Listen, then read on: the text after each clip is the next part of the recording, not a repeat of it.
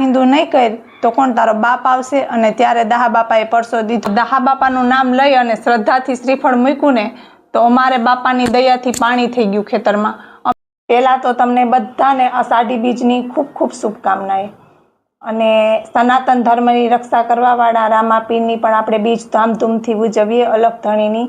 તો અને મારે માટે અમે લોકો અષાઢી બીજ ખાસ કરીને બાલાગામ ઘેડ દાસારામ બાપાની જગ્યા છે જ્યાં એણે જળ સમાધિ લીધી હતી, તો અમે એટલી ખુશીથી અને એટલા દિલથી ઉજવીએ છીએ પર્સનલી હું, કેમ કે મારું બચપન, અડધું બચપન બાલાગામમાં મારું વીતું. લોકો મારી હારે જ્યારે છોકરા ભણતા ને એ બધા વેકેશન કરવા એને મામાને ઘેરે જતા અને હું વેકેશન કરવા બાલાગામ જતી. મારા બાપા જ્યારે જેઠા બાપા મને તેડવા આવતા ને કે બેન હાલ, એ ગગી કહીને બોલાવતા મને કે ગગી હાલ હું તને તેડવા આવ્યો. પણ એને એ ખબર ન પડતી કે વેકેશન નથી, ભણવાનું છે. પણ એ ત્યાંથી જ્યારે નીકળે સંતોને મળવા એ રસ્તેથી તો આવે એટલે પાક્કું અમારે ઘેરે આવે અને કે ગગી હાલ. તો મારા જેઠા બાપા એ પણ એટલા સંત પુરુષ હતા. મારા પપ્પા કહેતા કે બેન જ્યારે અમે ઝીણકા હતા ત્યારે, હવે અત્યારે તો ડાયરા ને એવું થાય, પણ ત્યારે ભજન અને સત્સંગ થતો અષાઢી બીજ અને મા મહિનાની મોટી બીજે. તો એને જે આયોજન કરતા ત્યારે મંદિરના પૂજારી હોય એ જ હોય.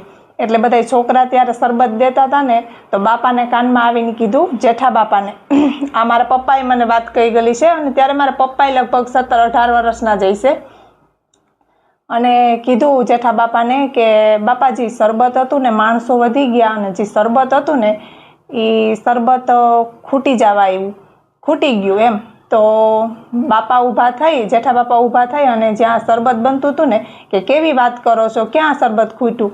જે પાણીનું આખું બેરલ ભર્યું હતું ને, મારા બાપુજી કહેતા કે એ પાણીમાં, બેરલમાં પાણી હતું. અને બાપાએ, મારા કાકાએ એટલે કે જેઠા બાપાએ આમ ખોલી નાખ્યું પાણીનું બેરલ અને દાહા બાપાનું નામ લઈ અને કીધું ને કે ચાખો, આ શરબતના 2 બેરલ ભર્યા છે. કેવી વાત કરો, શરબત કોઈ દી ન ખૂટે. ત્યારે મારા બાપુજી એમ કહેતા કે બેન મારા કાકાએ એટલું સત હતું, એને દાહા બાપા ઉપર એટલો વિશ્વાસ હતો કે પાણીના બેરલને એને દાહા બાપાનું નામ લઈને શરબત બનાવી દીધું હતું કરતા. તો જેઠા બાપા ત્યારે દાહા બાપાની પૂજા કરતા. અને મને યાદ છે કે દાહા બાપાનો એટલો હાથ છે માણા. હવે તો ઠેક ઠેકાણે બાપાના મંદિર બની ગયા, પણ ત્યારે માણસો ક્યાં ક્યાંથી હાલીને આવતા. ત્યારે કોઈ પ્રચારનું સાધન નહોતું, પણ લોકો બૈડામાંથી ને અમુક કેટલી જગ્યાએથી બાપાના દર્શન કરવા આવતા. અને મને તો એટલો બાપા ઉપર શ્રદ્ધા અને વિશ્વાસ છે કે હું, મારા મેરેજ થઈ ગયા અને મારા હસબન્ડ આર્મીમાં છે એટલે હું ઓછી બાલાગામ જઈ ગઈ છું. 2 વર્ષ પહેલાં અમે કૂવો ગાળ્યો તો અમારા ખેતરમાં બિલકુલ પાણી નહીં. 25-27 વીઘા જમીન પણ અમારા ખેતરમાં પાણી નહીં, પાણી બહારથી આવતું. એટલે અમે નક્કી કર્યું કે અમારે કૂવો ગાળવો. આ મારી વાત છે અને હમણાંની જ 2026 હાલે, આ 24 કે 25ની જ વાત છે.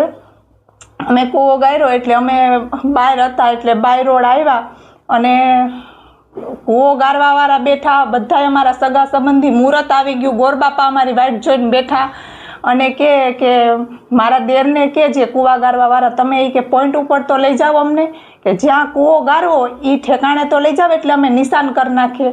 તો મારા દેર કે મને ખબર નથી, મારા ભાઈએ હજી કોઈ પોઈન્ટ નક્કી નથી કર્યો કે કોઈ એને નક્કી જ નથી કર્યું કે ક્યાં કૂવો ગાળવાનો છે. એટલે આવી અને અમે આવ્યા એટલે કે તમારે કૂવો ક્યાં ગાળવાનો છે? તો અમે કીધું નક્કી નથી કર્યો, પણ અમે એટલું વિચાર્યું કે અમારે એટલે સેઠે કૂવો ગાળવાનો છે. શ્રીફળ લઈ અને આયલી જા અને દાહા બાપાનું નામ લઈ અને તું ગમે ત્યાં મૂકી દે. તો દાહા બાપાનું નામ લઈ અને શ્રદ્ધાથી શ્રીફળ મૂક્યું ને તો અમારે બાપાની દયાથી પાણી થઈ ગયું ખેતરમાં. અમે જિંદગીમાં ક્યાંય કોઈ દિવસ જોવરાયું નહોતું અને સીધો બાપાનું નામ લઈ અને કૂવો ગાળ્યો ને તો અમારે અત્યારે પાણી થઈ ગયું.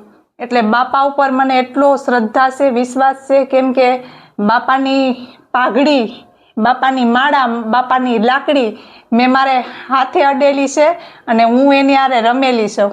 અત્યારે તો બાલાગામ ઘેડમાં મોટું મંદિર બની ગયું બાપાનું, પણ ત્યારે બાપાનું મંદિર નહોતું. ત્યારે બાપા મેળી હતી, ત્યાં બાપાનો ધૂણો હતો અને ત્યાં બાપાની મૂર્તિ સ્થાપેલી હતી.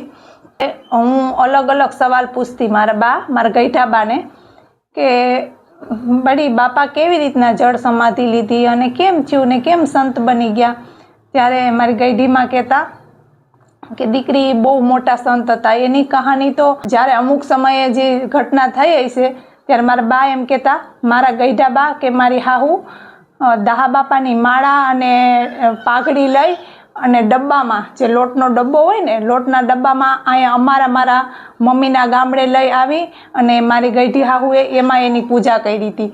કેટલા સમય સુધી ન્યા પૂજા કરી હતી અને ન્યા બાપાની પાઘડી અને માળાને હાસવીને રાખી હતી. અને જે બાલાગામ જેદી તેદી જે ઘટના બની હોય એ બહુ મોટી છે. કદાચ કોઈને ખબર હશે, કોઈને ખબર નહીં હોય, અને ખબર હોય તો કમેન્ટ કરજો અગર મારો વિડીયો તમારા સુધી પહોંચી જાય તો. બાકી મને બધી ખબર છે અને અમારા ડોહીમાં પર્સનલી મને કહેતા, અને હું મારા ડોહીમાં ભેગી જ મોટી થઈ ગયેલી છું અને બાલાગામ જ મારું વેકેશન અને મારું બાળપણ ને મારી યાદો કેટલી જોડાઈ ગયેલી છે. અને બાલાગામની અને બાપાની કહાની જેટલી મને પર્સનલી મેં ફીલ કરેલી છે ને, એ તો મારી યાદોમાં મારા મગજમાં જિંદગીભર રહે અને એ મને ક્યારેય નહીં ભૂલાય.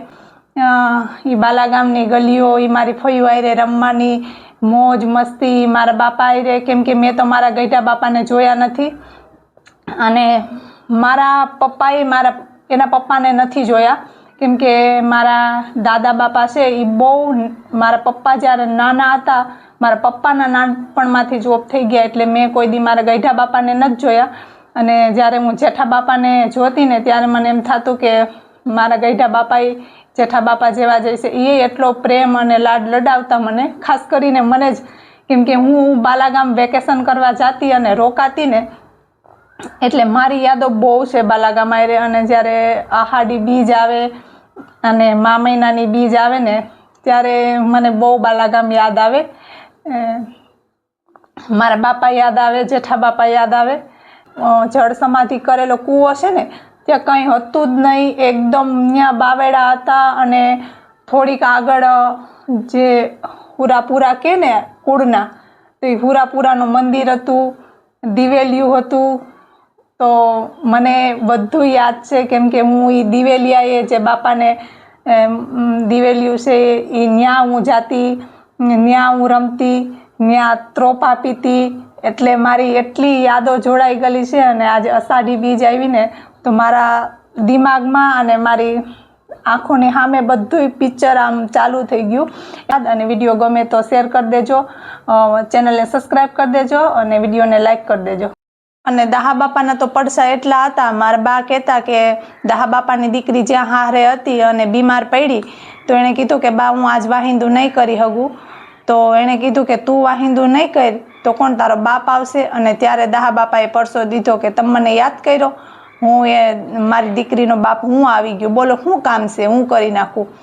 તો મને પણ ઘણાય કહે, મને પણ કહે મારા હારે કે તું દાહા બાપાની દીકરી છો એમ. તો હા, હું દાહા બાપાની દીકરી છું અને દાહા બાપાના વંશજ છું, એનું મને ગર્વ થાય. એવી કહાની મારી બાએ કીધી મને કે એ કહાની ક્યાંય કોઈ કહાનીમાં નથી, ક્યાંય ઉપલબ્ધ નથી એ કહાની. અને એ બાપાના પડસા છે એ મારી ગઈઢી માને એની હાહુએ કીધું, કેમ કે પહેલાં એ પૂજા કરતા. મારા ગઈઢા બાપાની એ 5 ભાઈઓ હતા, એમાં પહેલાં મારા ગઈઢા બાપા પૂજા કરતા, એટલે એ બહુ નાનપણથી ઓફ થઈ ગયા. અને પછી જેઠા બાપા રહ્યા, પછી જેઠા બાપા પૂજા કરતા, એ જ મને યાદ છે. મારા ગઈઢા બાપા પૂજા કરતા એ મને કાંઈ ખબર નથી, અને એ બધાય મારા બા વાતું કરતા એટલે ખબર. બાકી 5 ભાઈઓમાંથી, મારા ગઈઢા બાપાના 5 ભાઈઓમાંથી એક મારા બાપા જેઠા બાપાને જ મેં જોયેલા છે, બાકી કોઈને નથી જોયેલા. અને એટલા ભાઈઓમાંથી એક મારા બાપા અને એક મારા જેઠા બાપાના જ વંશજ છે અત્યારે, બાકી તો બીજા કોઈ વંશજ છે નહીં. અને એમાંની હું દાહા બાપાની દીકરી છું એટલે એનો મને ગર્વ થાય. અને મને હું ખૂબ બાપાને ધન્યવાદ માનું કે દાહા બાપાના ઘરે, દાહા બાપાના કુળમાં હું જન્મીને આવી. એટલે દાહા બાપાનો અને ભગવાનનો ખૂબ ખૂબ ધન્યવાદ.